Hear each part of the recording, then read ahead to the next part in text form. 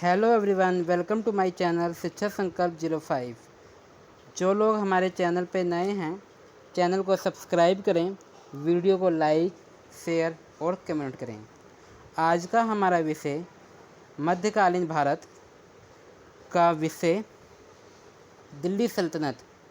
दिल्ली सल्तनत की इससे पहले 3 क्लासें हो चुकी हैं। एक में हमने सामान्य दिल्ली सल्तनत के बारे में जानकारी प्राप्त की थी, उसके बाद गुलाम वंश और खिलजी वंश।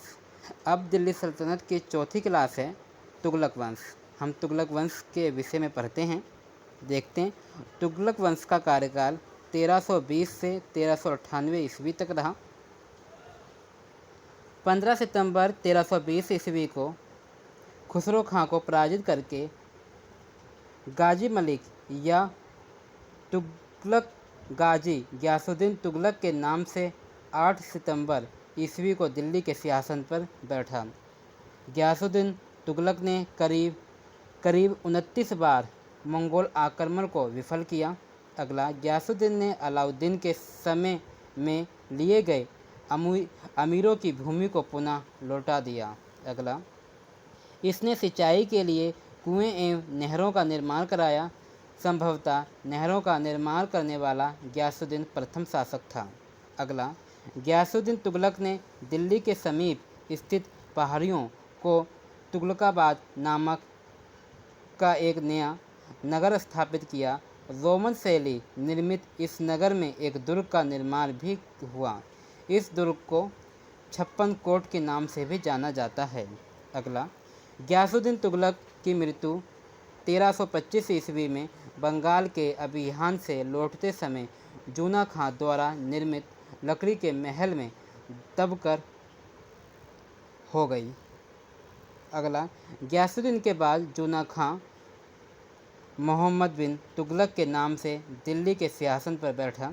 अगला, मध्यकालीन सभी सुल्तानों में मोहम्मद तुगलक सर्वाधिक शिक्षित, विद्वान एवं योग्य व्यक्ति था।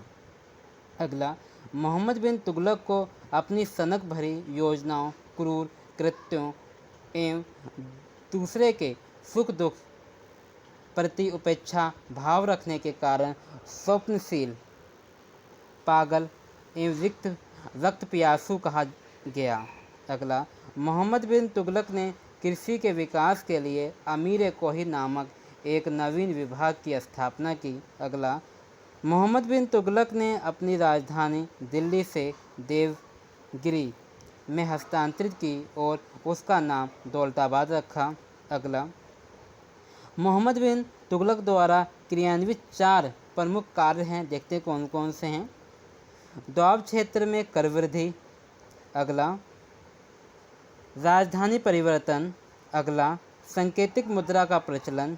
अगला, खुरासन एवं कराचिल का अभियान। सांकेतिक मुद्रा के अंतर्गत मोहम्मद बिन तुगलक ने पीतल तथा तांबे धातु के सिक्के चलाए, जिनका मूल्य चांदी के रुपयों के बराबर रखा।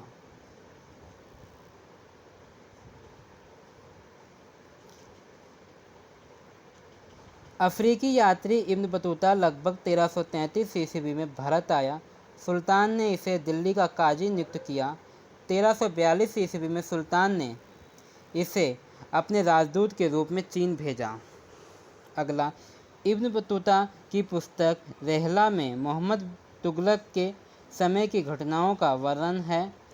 इसने विदेशी व्यापारियों के आवागमन, डाक चौकियों की स्थापना यानी डाक व्यवस्था एवं गुप्तचर व्यवस्था के बारे में लिखा है।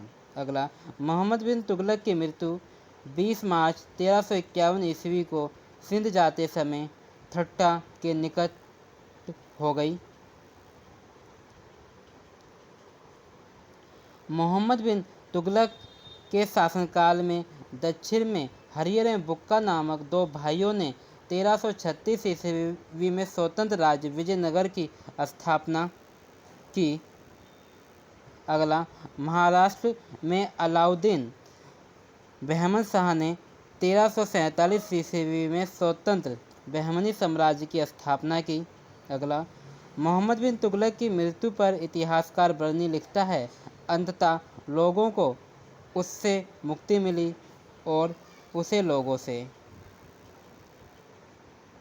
अगला, मोहम्मद बिन तुगलक शेख अलाउद्दीन का शिष्य था। वह सल्तनत का पहला शासक था जो अजमेर में शेख मुइनुद्दीन चिश्ती की दरगाह पर बहराइच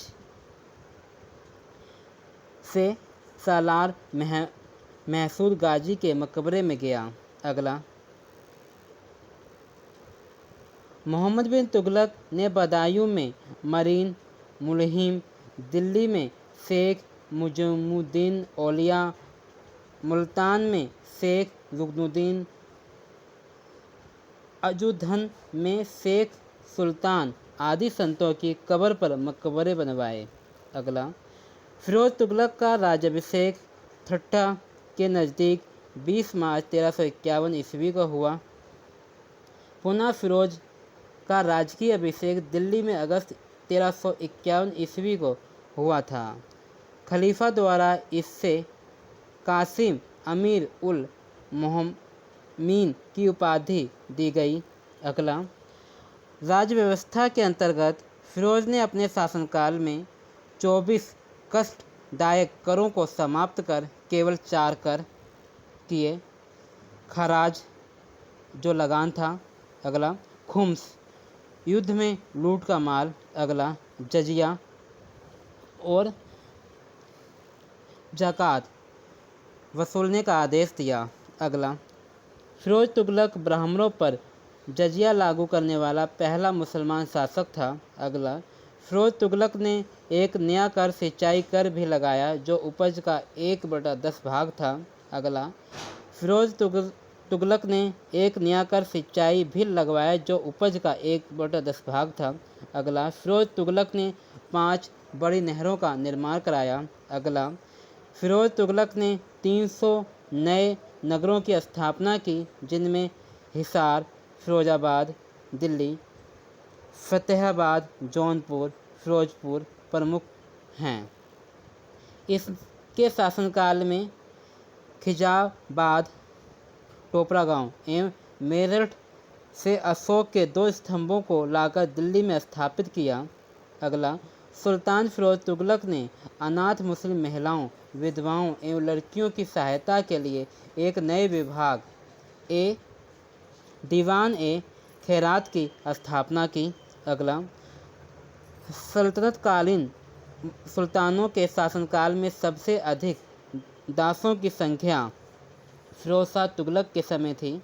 अगला, दासों की देखरेख के लिए फिरोज ने एक नए विभाग दीवान बंदगान की स्थापना की।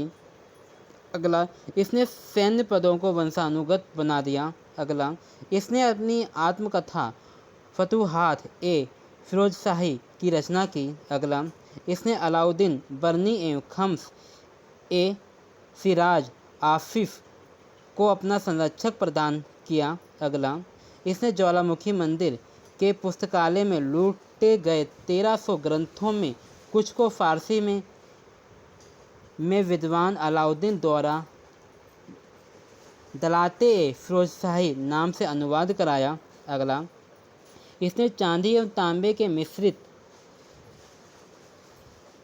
सिक्के भारी संख्या में जारी कराए जिसे अध या विख कहा जाता था। अगला, फिरोज तुगलक की मृत्यु सितंबर 1388 ईस्वी में हो गई। अगला, फिरोज काल में निर्मित खान जहां तेलंगानी के मकबरा की तुलना जेरूसलम में निर्मित उमर के मस्जिद से की जाती है। अगला, सुल्तान फिरोज तुगलक ने दिल्ली में कोटला फिरोजशाह दुर्ग का निर्माण कराया। अगला, तुगलक वंश का अंतिम शासक नसरुद्दीन महमूद तुगलक था। इसका शासनकाल दिल्ली से पालम तक ही रहा। अगला, तैमूर लंग ने सुल्तान नसरुद्दीन महमूद तुगलक के समय 1398 में दिल्ली पर आक्रमण किया। नसरुद्दीन के समय में ही मलिक कुर्स की उपाधि धारण कर हिजरा मलिक सवर ने जौनपुर में एक स्वतंत्र राज्य की स्थापना की। आज का हमारा दिल्ली सल्तनत के वंश तुगलक वंश की क्लास यहाँ समाप्त होती है। अगली क्लास हमारी सैयद वंश की होगी। जल्द ही मिलेंगे। धन्यवाद।